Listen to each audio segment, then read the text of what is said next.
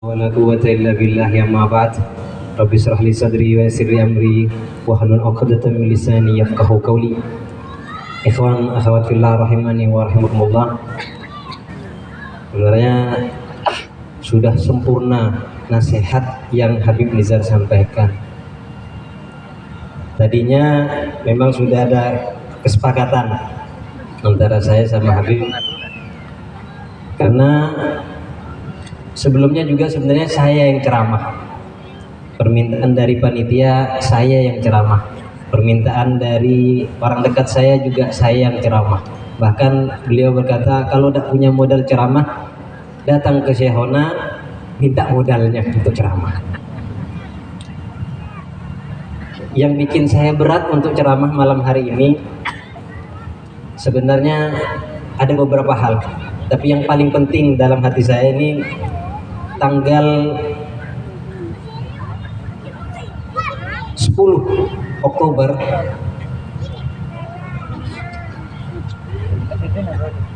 tanggal 10 Oktober ibu saya, Bunda Syarifah Hargaya, beliau mengatakan, "Mama pingin lihat Hamdi ceramah nanti di Sumeneb." Ternyata Allah Subhanahu wa Ta'ala memanggil beliau pada tanggal 18 Oktober, lebih 2 bulan yang lalu. Itu yang membuat saya berat untuk berceramah, karena dalam hati saya pingin sekali saya berceramah langsung dilihat sama ibu saya. Jadi masih membekas. Ibu saya meninggal di Kalianget, rumah sakit Kalianget tanggal 18 Oktober kemarin. Sehingga itu yang buat saya berat untuk berceramah, karena keinginan beliau ingin melihat saya ceramah.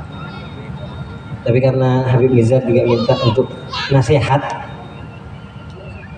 saya menasihati diri saya pribadi untuk bertakwa kepada Allah, juga kepada ikhwan akhwat. Semoga kita dirahmati oleh Allah, diampuni semua dosa-dosa kita oleh Allah, dan kita dijadikan hambanya yang istiqomah berjalan di tarekat Naqsyabandiyah Muzahariah ini. Ikhwan akhwat yang masih punya ibu, yang masih punya mama, yang masih punya orang tua, mengabdilah benar-benar kepada ibu. Karena salah satu ajaran dari Syekhona Al-Habib Muhsin bin Ali Al-Hindwan yang diajarkan oleh guru saya Al-Habib Amin bin Muhsin Al-Hindwan, beliau mengatakan, senangi ibu. Ketika ibu saya sakit, kata guru saya mengatakan, senangi ibumu, senangi mamanya, nanti pasti akan sembuh. Karena kesembuhan hati seorang ibu terletak dalam dadanya. Jadi yang masih punya ibu, yang masih punya orang tua, senangi, mumpung masih ada waktu. Tapi Habib, ibu ini kadang jengkelkannya luar biasa. Kesal, baru main sedikit sudah ditelepon pulang, baru pulang marah-marah terus. Wahai ikhwan akhwat, wahai yang masih punya ibu, kita ini jauh lebih menjengkelkan kepada ibu kita daripada ibu kita. Jadi yang masih punya ibu, mengabdilah benar. Jadi itu salah satu Habib alasan saya berat untuk berceramah, karena masih ada kenang-kenangan manis yang luar biasa yang saya dapatkan dari ibu saya. Al-Habib Muhsin bin Ali Al-Hindwan, sedikit saya cerita karena permintaan dari Habib Nizar. Habib Muhsin bin Ali Al-Hindwan adalah guru yang sukses. Beliau mengajarkan tarekat Naqsyabandiyah ini bukan hanya sekedar mengajarkan, tapi juga mengamalkan. Salah satu yang diamalkan oleh beliau adalah menghindari permusuhan dan pertengkaran. Habib Muhsin bin Ali Al-Hindwan, Syekhona ini, banyak sekali ujiannya, difitnah, dicaci, dihina. Ketika beliau dihina dan tahu orang yang menghina, beliau difitnah dan tahu orang yang memfitnah, maka beliau langsung mendatangi dan memberikan santunan. Kalau saya difitnah, dicaci, saya mungkin berdoa supaya orang itu selamat. Bukti kesuksesan dari Syekhona Al-Habib Muhsin bin Ali Al-Hindwan terletak pada putranya juga.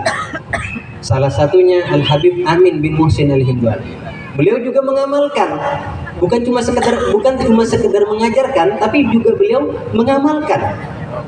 Beliau, salah satu putranya itu Habib Amin bin Muhsin Al-Hindwan, pernah difitnah sama orang, pernah dihina sama orang. Bahkan beliau tahu orang yang menghina dibawa umroh. Orang yang menghina ini dibawa umroh, dikasih hadiah umroh. Ini salah satu kesuksesan dari guru kita Habib Muhsin bin Al-Hindwan.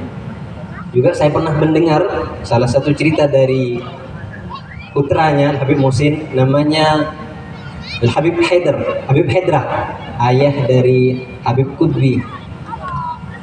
Beliau juga mengamalkan apa yang diajarkan oleh ayahnya. Habib Haidrah pernah dihina sama orang. Begitu beliau tahu, beliau datangi orangnya dan cium tangannya yang pertama. Ini salah satu akhlak yang diajarkan juga oleh Rasul Sallallahu Alaihi Wasallam. Ini salah satu bukti kesuksesan guru kita Habib Muhsin bin Al-Hindwan. Loh, terus Habib, murid-muridnya kok banyak yang mencela-mencela. Nah, ini ada yang biasa ngomong kayak gitu, kaburo katemor ngibut tasbih, tapi penemuan hingga jeria-jeria. Ada yang ngomong gitu, tapi bukan yang di sini. Bukan yang di sini, insya Allah ini orangnya alim-alim semua, istiqomah semua.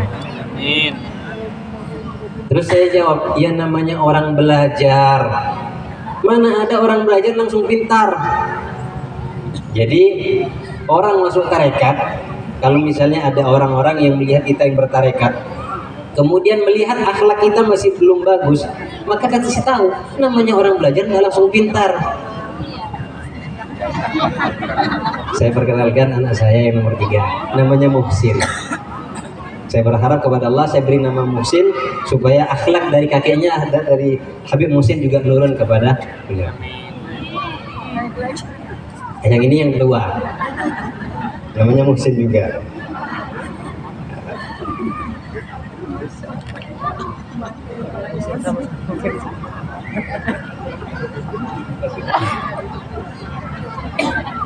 Iya, pasti.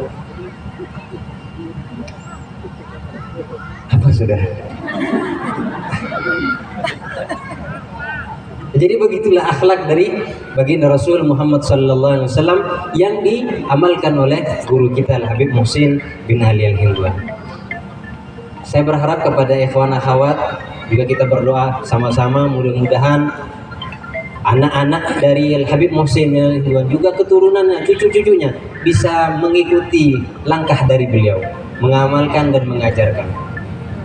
Alhamdulillah. Ingat, jadi kalau seandainya ada orang yang bilang bahwa orang ahli tarekat ini kok masih mencela-mencela akhlaknya, kasih tahu bahwa orang itu tidak langsung pintar kalau belajar. Ini salah satu cara untuk kita itu ngeles lah paling enggak. Nah, namanya orang baru belajar ya. Itu salah satu bukti kesuksesan bagi Syekhana Al-Habib Muhsin bin Ali Al-Hindwan. Mungkin hanya itu yang bisa saya sampaikan biar tidak terlalu panjang, dan juga waktu cukup malam, sudah hampir jam 11. Saya mewakili ikhwan akhwat